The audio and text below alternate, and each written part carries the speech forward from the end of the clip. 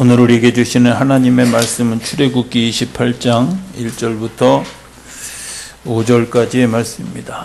출애굽기 28장 1절부터 5절까지 이 계시의 말씀을 봉독하는 동안에 살아계신 하나님의 음성을 친히 들으실 수 있게 되길 바랍니다. 너는 이스라엘 자손 중 내 형 아론과 그의 아들들 곧 아론과 아론의 아들들 나답과 아비후와 엘르아살과 이다말을 그와 함께 내게로 나아오게 하여 나를 섬기는 제사장 직분을 행하게 하되 내 형 아론을 위하여 거룩한 옷을 지어 영화롭고 아름답게 할지니 너는 무릇 마음에 지혜 있는 모든 자 곧 내가 지혜로운 영으로 채운 자들에게 말하여 아론의 옷을 지어 그를 거룩하게 하여 내게 제사장 직분을 행하게 하라. 그들이 지을 옷은 이러하니 곧 흉패와 에봇과 겉옷과 반포 속옷과 관과 띠라. 그들이 내 형 아론과 그 아들들을 위하여 거룩한 옷을 지어 아론이 내게 제사장 직분을 행하게 하라. 그들이 쓸 것은 금실과 청색, 자색, 홍색 실과 가늘게 꼰 배실이니라. 아멘. 오늘 설교의 제목이 제사장이라는 겁니다. 제가 젊은 시절에 이렇게 교사들 강습회라든지 이제 이런 데 가면 제가 자주 물어보는 질문 중에 하나가 제사장이 누굽니까? 라고 질문하는 거예요. 대답이 천차만별이에요. 제가 여러분들에게 한번 그런 질문을 해보게요. 제사장이 누구죠? 네, 많이 나오는 대답이 목사님이요. 아닙니다. 또 다른 분들은 제사장이 누굽니까? 우리들이요. 예, 그것도 아닙니다. 그럼 뭐예요? 제사장은 성전 뜰 안에서 성소에 들어갈 수 있는 사람이 제사장입니다. 지성소에 들어가는 사람을 대제사장이라고 얘기하는데 그 지성소와 성소를 갈라놓았던 휘장을 쪼갠 그분, 영원한 대제사장은 예수 그리스도다. 그럼 제사장은 도대체 누굴까? 제사장은 번제단을 통과하고 물두멍을 통과한, 그래서 성소에 들어갈 자격을 가지고 있는 사람들이 제사장입니다. 그러니까 믿는 사람, 그러니까 내가 교회 다니는 사람도 엄밀한 의미에서 제사장이 아니고요. 목사도 당연히 제사장도 아니죠. 구원받지 못하고 내가 성소에 들어갈 만한 자격을 얻지 못했다고 하면 그 사람은 제사장이 아니라는 거예요. 어떤 의미에서 보면 믿는 사람 모두가 다 자녀들을 특별히 기억하여 주옵시고 어루만져 주셔서 이제 감기로부터 자유하게 하여 주시옵시고 불편함으로부터 주님께서 보호해 주셔서 이길 수 있도록 인도하여 주시옵시고 날마다 주님께서 주시는 새 힘을 가지고 건강하게 한순간 한순간을 살아갈 수 있도록 은혜와 능력으로 더하여 주시옵소서. 주께서 저희와 함께 하심을 감사하며 예수님의 이름으로 기도드립니다. 자격이 얻어지는 것이 뭐냐? 제사장입니다. 저는 저와 여러분이 모두가 하나님의 제사장들이 되어질 수 있게 되기를 주의 이름으로 축복합니다. 우리가 이제 사도신경을 고백하면서 후반부에 가면 성령을 믿사오며 그리고 뒤에 중요한 네 가지를 고백합니다. 거룩한 공회와 성도가 서로 교통하는 것과 죄를 사하여 주시는 것과 몸이 다시 사는 것과 영원히 사는 것을 믿습니다. 이게 제사장들이 해야 될 일이에요. 제사장이 해야 될 첫 번째가 뭐냐? 거룩한 공회와 성도가 서로 교통할 수 있도록 해야 된다는 거죠. 이게 굉장히 중요한 제사장이 가져야 될 의무입니다. 그렇게 하기 위해서 뒤에 세 가지가 따라오는데 첫 번째가 뭐냐면 죄를 사하여 주시는 것과 거룩해지는 것. 오늘 성경의 2장 2절에 그렇게 얘기하죠. 뭐라고 얘기합니까? 내 형 아론을 위하여 무슨 옷을 지어서? 거룩한 옷을 지어서 입어요. 제사장이 입는 특별한 옷이 있습니다. 제사장만 입을 수 있는 옷, 제사장이 입어야 되는 옷이 있는데 그것은 거룩한 옷입니다. 거룩한 옷은 내가 하나님으로부터 죄 사함을 받았다고 인정받는 사람, 내가 하나님이 나를 구원해 주셨다고 하는 확실한 고백이 있는 사람. 그래서 우리가 신약에 오면 성령의 새 옷을 입었다 이렇게 표현하는 이유가 그런 겁니다. 저 여러분들이 그런 성령의 새 옷을 입는 그런 놀라운 축복이 있게 되기를 주의 이름으로 축복합니다. 저는 어려서부터 자주 제가 기도하면서 또 때로는 정말 근심하면서 했던 그런 이야기가 있는데 그 중에 하나가 그 이야기가 뭐냐면 이런 겁니다. 내가 평생을 예수 믿고 교회 다니고 한 번도 교회 밖에 나가보지 않고 그리고 살다가 하나님 나라에 갔는데 하나님이 너 누구야? 이렇게 물으시면 그것처럼 억울할 일이 없을 것 같아요. 그렇지 않겠어요? 내가 이 세상 거 하나도 즐기지 않고 내가 정말 최선을 다해서 내가 교회를 다녔는데 하나님이 너 누구야? 난 너 몰라. 이렇게 얘기하면 참 그것처럼 억울한 일이 없잖아요. 그런데 하나님이 우리를 기억하시는 것은 뭘까?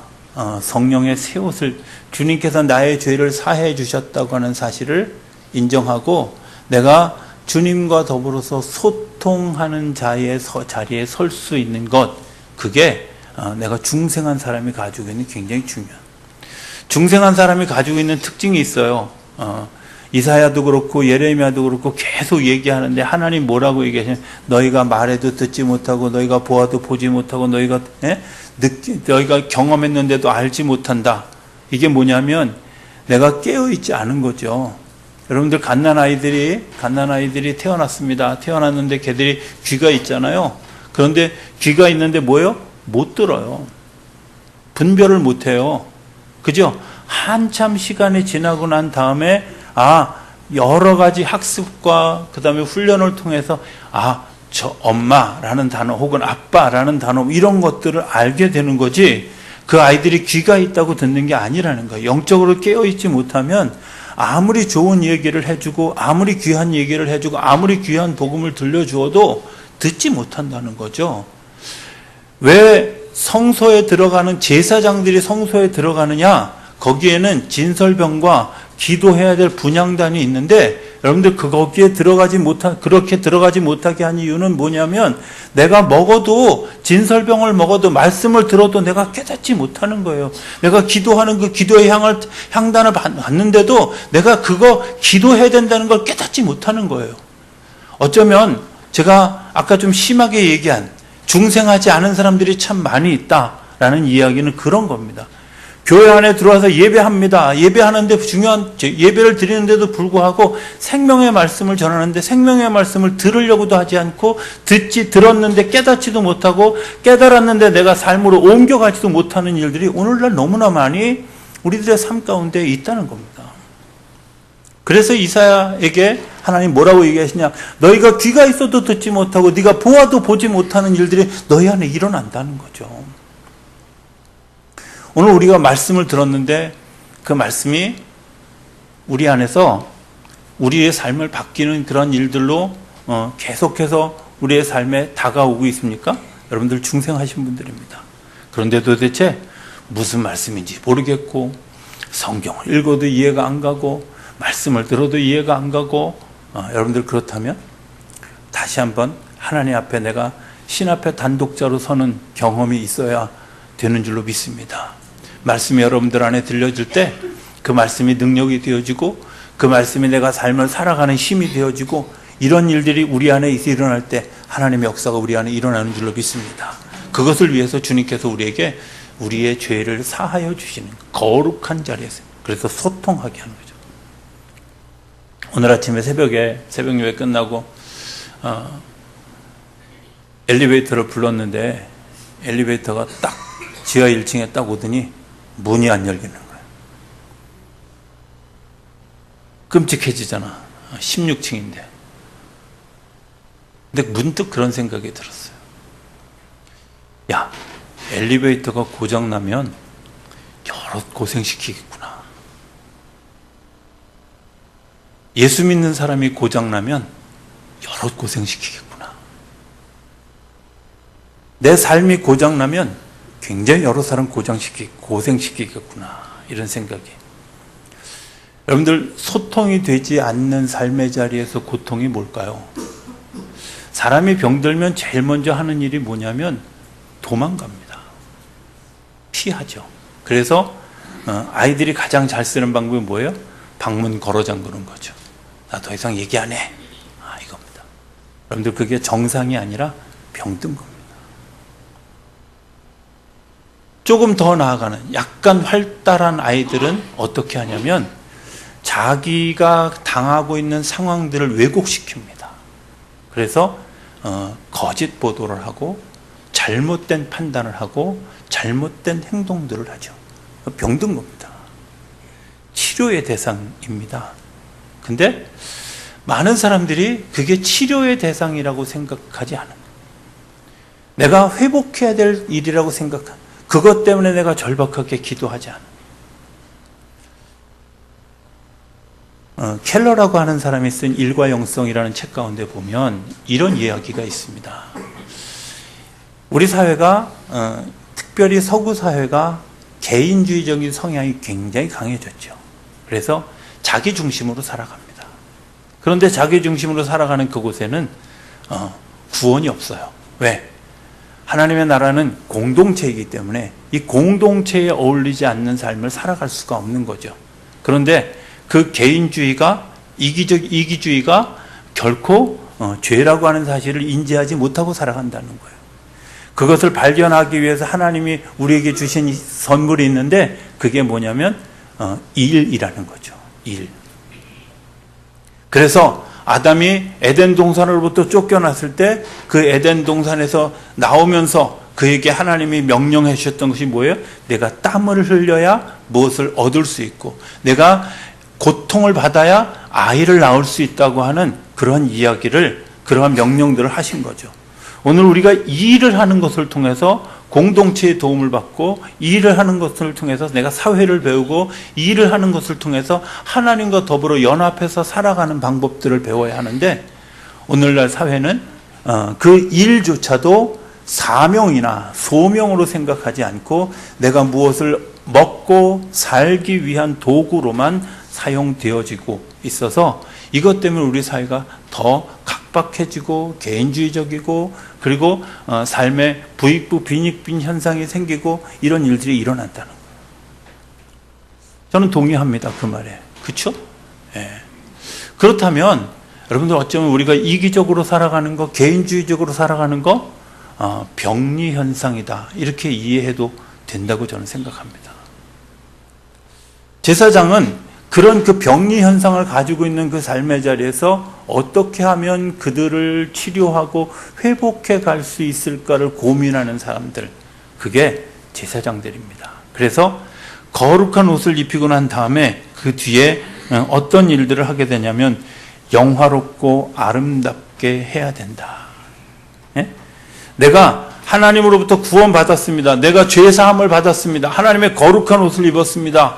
하나님께서 나를 거룩하게 하셨습니다. 여러분들 그 은혜를 내가 경험했다면 이제는 내가 뭘 생각해야 되냐면 그래, 그 은혜 아래에 있지 않은 사람들, 아니 은혜 아래에 있는데 내가 말씀을 들어도 듣지 못하고 보아도 알지 못하고 깨닫지도 못하는 그 사람들을 위해서 내가 영화롭게 해야 된다는 거죠. 그 일들을 해야 될 책임을 가진 사람들이 누구냐? 제사장들이라는 거예요.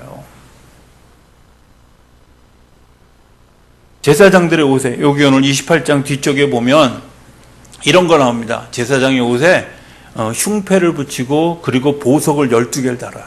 야, 좋겠다. 그렇습니까? 저는 그 보석을 12개 다는 거 예전에는 야, 제사장 참 좋겠다 이렇게 생각했는데 제가 목회하기 전에 신학교 다닐 때부터 그 제사장의 옷을 보면 막 그 무게가 장난 아니겠다 이런 생각. 여러분들 이런 거하고 똑같습니다. 예전에 꽤 오래전에 두레마을에서 쓴 그 김정준이라고 하는 박사님이 쓰신 암을 치료하는, 암을 회복하는 그런 그 자연으로 암을 회복하는 책. 제가 지금 책 제목이 얼른 기억이 안 나서 하필이면 제가 아침에 찾아봤는데 그 책은 또 보관소에 보내가지고 제가 그 책 이름을 잘 모르겠는데 거기에 보면 이런 이야기가 있습니다. 그 김정준이라는 박사님 뭐라고 얘기하냐면 암을 이기는 방법은 암을 사랑하는 거라는 거예요. 말도 안 되는 얘기를 왜 해서 거기다 써놨을까? 그것도 박사님이에요. 암을 사랑, 어떻게 이렇게 기도하라는 거야? 야, 내 속에 있는 암아, 내가 너를 사랑해. 내가 너와 함께 있어. 너 나와 더불어서 건강하게 살아가자. 이렇게 기도하라는 거예요. 그게 제사장의 기도와 비슷한 거죠. 제사장에게 달려있는 홍보석, 남보석 이런 보석 12개는 어떤 거냐면 이스라엘의 12지파입니다. 12지파를 상징하는데 이 12지파들이 다 건강하고 다 좋고 나를 행복하게 해주는 그런 지파들이냐? 아니에요. 그 지파 중에는 물어뜯는 단지파 같은 지파도 있고요. 막 정말 힘들게 하는 그런 지파들이 이 12지파가 가지 많은 나무에 바람 잘 날 없다고 당연히 자녀 많은 그런 그 집에 기도해야 될 일이 많이 있잖아요. 그 12지파를 내가 주렁주렁 달고 그것을 품고 내가 기도하는데 그것들이 나를 행복하게 해주고 나를 정말 기쁘게 해주고 나를 즐겁게 해주는 것이 아니라 때로는 나를 핥히고 나를 무너뜨리고 나를 깨뜨리고 나를 부서뜨리려고 하는 그런 무리들인데도 불구하고 내가 그것을 품고 기도하는 일들을 해야 되는 일이 뭐야? 제사장의 옷이에요. 내가 기분 나쁘면 안 해도 되고 내가 마음이 불편하면 안 해도 되는 게 아니라 그것이 나를 찌를지라도 그것이 나를 핥힐지라도 그것이 나를 무너뜨리려고 계획할지라도 그것을 품고 기도해야 하는 일들이 그게 제사장이 해야 될 일이라는 거예요. 그것을 너무 정확하게 보여준 이야기가 예수님의 이야기죠. 이사야서 53장은 이사야서 40장 이후는 회복을 얘기하고 구원을 이야기하는 이야기들로 가득 차 있습니다. 그렇다면 만약에 이사야서 53장이 징계라고 생각이 되어지면 어쩌면 40장 이전에 쓰여졌어야 될 거야. 그런데 40장 이후에 53장 그 중간쯤에 딱 가서 있는 이유가 이런 겁니다. 거기에는 이런 게 있죠. 그가 찔림은 우리의 허물을 인하여 그가 채찍에 맞음으로 우리가 나음을 입었고 이런 이야기들이 쭉 나와요. 여러분들 생각해 보면 그 이야기가 그렇게 우리에게 복음일까? 네, 복음이죠. 예수님이 우리를 위해서 기도한다고 하는 사실, 여러분들 복음 아니겠습니까? 나의 연약함을 위해서 기도하고 나의 부족함을 위해서 기도하고 나의 병든 것을 위해서 기도하고 내 병리 현상으로 살아가는 줄도 모르는 나를 위해서 기도하고 그리고 나를 기다려주는 그 예수님의 이 마음, 예수님의 정말 무너지는 마음, 찢어지는 마음, 넘어지는 마음 이런 마음들을 품고 오늘도 기도의 자리에서 기도하는 그 예수님의 마음, 예수님의 그 사랑이 은혜 아니에요? 어떤 때 생각해 보면 참 하나님이 속상하시겠다. 제가 1998년도에 내적 치유를 처음 공부하기 시작해서 한 7, 8년 공부하고 난 다음에 어느 날 제 일기에 이렇게 썼어요. 정작 내적 치유를 받아야 되실 분은 하나님이신 것 같다. 그렇지 않아요? 정말 속상하고 정말 가슴 아프고 정말 가슴에 상처 입은 그런 마음을 가진 분이 누굴까? 하나님 아닐까? 많은 사람들이 많은 상처 중에 거절감에, 저한테도 거절감의 상처가 있습니다. 그래서 때로는 누구에게 뭘 요청했는데 탁 거부당하면 막 그냥 가슴이 확 무너내리고 자존감도 확 떨어지고 막 이러는 상처가. 근데 하나님은 수없이 거절을 당합니다. 수없이 거절을 당합니다. 우리가 하나님이 우리의 이름을 부르는데도 못 들은 척하고요. 하나님이 이리로 갔으면 좋겠다고 얘기하는데도 우리가 안 들은 척하고요.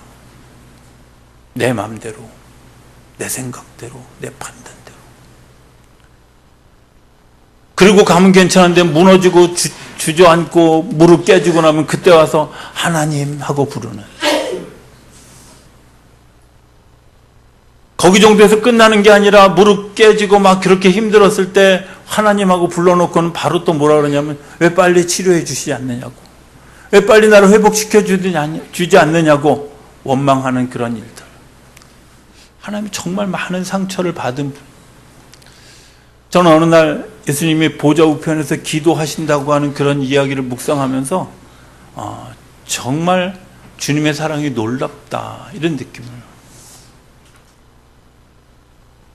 나를 위해서 기도한다고 하는 사실을 내가 그렇게 거부하고 그렇게 도망가고 그렇게 예수님의 이름을 욕되게 했는데도 불구하고 나를 위해서 기도해 주신다고 하는 그 사랑이 얼마나 큰지, 얼마나 놀라운지. 제사장의 옷에 달린 그 보석들은 지파의 것들입니다. 그 지파 한 지파를 가슴에 품고 뭘 하기 위해서? 살리기 위해서 기도하는 거죠. 살아나도록 기도하는 거죠. 찌를 때에도 여전히 그것을 품고 기도하는 거죠. 오늘날 우리가 살아가는 그런 사회 가운데 잘못된 병리 현상이 하나 있습니다. 그거를 사회학적 용어로 호모네킨스라고 이야기합니다. 호모네킨스라는 말은 뭐냐면 내 죄를 누구에게 전가시키는 거예요. 내 잘못을 감추기 위해서 누구를 대신 살인하는 거예요. 먼 데서 찾을 거 없어요. 요즘에서 벌어지는 사회에 일어나는 일들 가운데 그런 거죠. 제가 자주 얘기합니다만 제천에 불 났을 때 여러분들 정말 큰 죄인이 누굴까요? 불 낸 사람이죠. 그죠? 근데 사회는 불 내고 죽고 수많은 사람들이 희생당한 그 희생양을 누구에게 몰아지우냐면 소방관이 그랬다고. 그리고 그들에게 압수수색하고 그들을 구속하고 건물주가 그랬다고. 한번 물어봅시다. 나는 자유할 수 있을까요? 전혀 자유하지 않은데 누군가에게 그 잘못을 다 몰아지우고 난 다음에 나는 자유한 것처럼. 오늘날 우리 안에, 교회 안에도 그런 일들이 일어나지 않습니까? 또 가정 안에도 그런 일, 아이들이 자주 하는 일, 이거 엄마 때문이야, 이거 아빠 때문이야, 나를 이렇게 낳아줘서 그랬어. 그렇습니까? 우리 집 환경 때문에 내가 이렇게 될 수밖에 없었어. 그게 호모네킨스입니다. 교회 안에도 그런 일이 있잖아요. 모든 일이 잘 되고 잘못되는 일들 가운데 누구 때문이야, 누구 잘못이야, 누구 때문에 이런 일들이 일어났어. 그런데 주님은 그렇게 얘기하지 않고 당신이 짊어질 모든 짐을 짊어지고 십자가에서 죽으셨어요. 그리고 우리를 다시 살아나게 하셨어요. 내가 그 짐을 짊어지면서 연약하고 부족해서 기도하게 하셨어요. 그래서 우리들이 살아나게 하신 겁니다. 제사장들은 세상을 살리는 사람들입니다. 세상을 살리는 사람들입니다. 세상을 살리는 사람들입니다. 살인하는 자들이 아니라 세상을 살리는 사람들. 세 번째, 지혜로운 영을 부어주셨다라는, 하나님 우리에게 그렇게 기도하는 것과 더불어 무기 하나를 주셨는데 그게 뭐냐면 은사라는 겁니다. 은사. 내가 성령 받고 내가 거듭나고 그리고 하나님께서 나에게 그 거듭난 삶을 살아갈 수 있도록 우리에게 주시는 은사가 있어요. 그런 은사가 뭐냐? 그 은사의 대부분의 특징이 뭐냐면 서로 연결되어져 있고 연결되어진 것들을 통해서 또 다른 힘을 발휘하게 되고 또 다른 힘을 가지고 사람을 살리는 일에 쓰임받게 하는 것이 은사라는 거예요. 거기에는 가르치는 은사도 있고 섬기는 은사, 로마서 12장에 나오는 그런 은사들도 있고요. 고린도전서 12장에 나오는 지혜의 말씀의 은사나 예언이나 이런 은사들이 다 있다는 거예요. 여러분들, 우리가 그것을 하나님이 우리에게 주신 이유가 뭘까? 이런 겁니다. 은사를 주신 분이 누굴까요?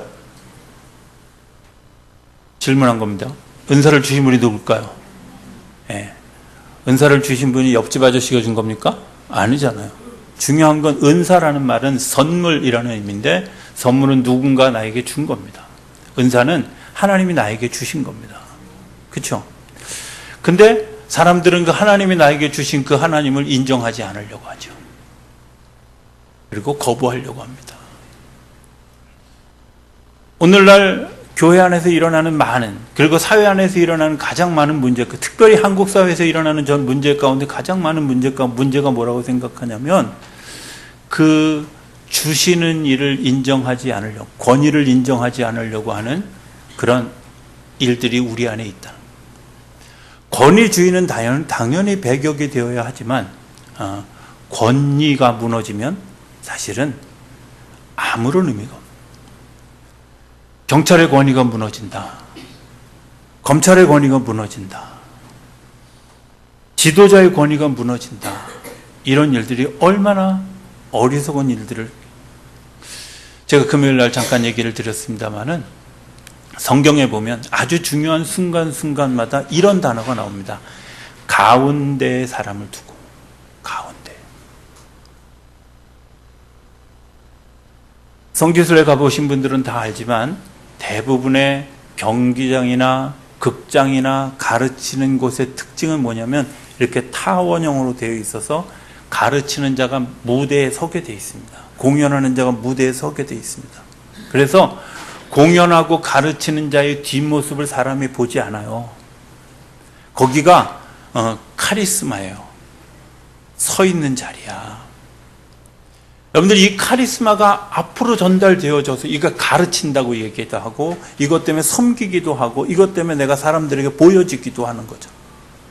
그런데 사람들이 이 카리스마를 무너뜨리고 어떻게 쓰려냐면 가운데 세우는 거예요. 가운데. 요한복음 8장에 보면 가늠하다 현장에서 잡혀온 여인을 예수님이 지금 제자들에게 사람들에게 말씀을 가르치고 있는 이 타원형의 이 반원의 그 자리에 둘러 세워가지고 가운데로 그 여인을 몰아지었어요. 그래서 예수님을 가르치는 자가 아니라 재판장으로, 예수님을 가르치는 자가 아니라 판단하는 자로 바뀌어 가도록 환경을 바꿔버렸어요. 근데 그것 때문에 예수님이 굉장히 곤욕스럽죠. 어렵죠. 물론 예수님이 그것을 지혜롭게 잘 이겨간 한마디가 뭔지 아십니까? 너희 중에서 죄 없는 자가 먼저 돌로 치라는 거예요. 그 말을 바꿔 얘기하면 너희가 모두 다 죄가 있는데 누가 누구를 심판할 수 있느냐라고 이야기하는 겁니다. 누가 누구를 심문할 수 있느냐 물어보는 겁니다. 카리스마가 무너지고 지도자가 무너지고 사회가, 그것이 무너진 사회가 어떻게 되어져 갈까? 무정부 상태라고 얘기해요. 저는 오늘날 가정에서 정말 가장 큰 위기가 뭘까? 부모의 자리가 위태로워졌어요. 이런 얘기 가끔 해요. 어른들이 자주 섞인 말로 내가 돈이 있어야 자녀들이 나한테 잘해. 그러면 돈이 부모야? 부모가 부모야? 돈이 있든 없든 부모는 부모여야 합니다. 그렇잖아요.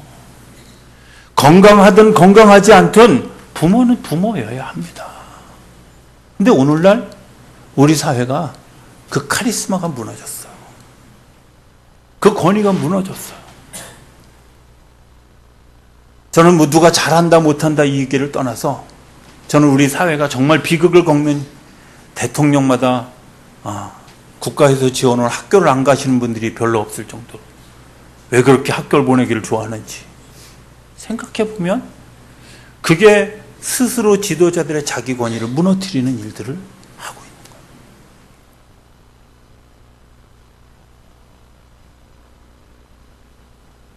교회가 교회다워지는 가장 중요한 기틀을 사도행전 2장은 이렇게 얘기합니다. 초대교회를 설명하면서 제일 먼저 쓰는 단어가 있습니다. 초대교회가 사도의 가르침을 받아 떡을 떼고, 여기서부터 시작합니다. 저는 지도자가 뭐 신처럼 되어야 된다는 얘기를 하는 게 아닙니다. 적어도 지도자가 가지고 있는 은사를 인정하고 그 은사를 통해서 내가 무언가를 배우고 무언가를 깨닫고 내가 무언가 같이 그 길을 걸어가고 하는 그런 그 지도력이 일어나지 않으면 그건 문제가 있는 거죠. 물론 지도자가 거룩하지 않고 지도자가 살리는 일을 하지 않고 자꾸 죽이는 일을 하고 있다. 그렇다면 당연히 지도자로서 지도자가 다시 돌아보도록 하나님이 하시겠죠. 그게 아니라면 여러분들 그것을 믿고 따라갈 수 있는 믿음의 능력이 저와 여러분들 가운데 일어나야 될 줄로 믿습니다. 그런 일들이 우리 가운데 일어나야 될 줄로 믿습니다. 오늘날 우리가 하나님이 나에게 주시는 은사가 있는데도 불구하고 이 은사들을 자꾸 버리죠. 포기하죠. 그리고 사용하지 못하도록 합니다. 저는 우리 교회가 2018년 한 해 동안 교회를 지어가는 어떤 교회를 지어야 할까? 어떤 교회를 지어야 될까? 여러 가지 고민을 하면서 이런 기도 제목을 요즘 가지고 기도합니다. 제가 전에도 잠깐 얘기했을 스토리가 있는 교회였으면 좋겠다. 스토리가. 내가 응답받은 스토리가 있고 내가 치유받은 스토리가 있고 내가 하나님께서 나에게 정말 선물로 주신 스토리가 있는 그런 내가 정말 땀을 흘린 그런 그 스토리가 있는 그런 교회였으면 좋겠다. 인천에 가면 인천 북지방에 작전동 교회라는 교회가 있습니다.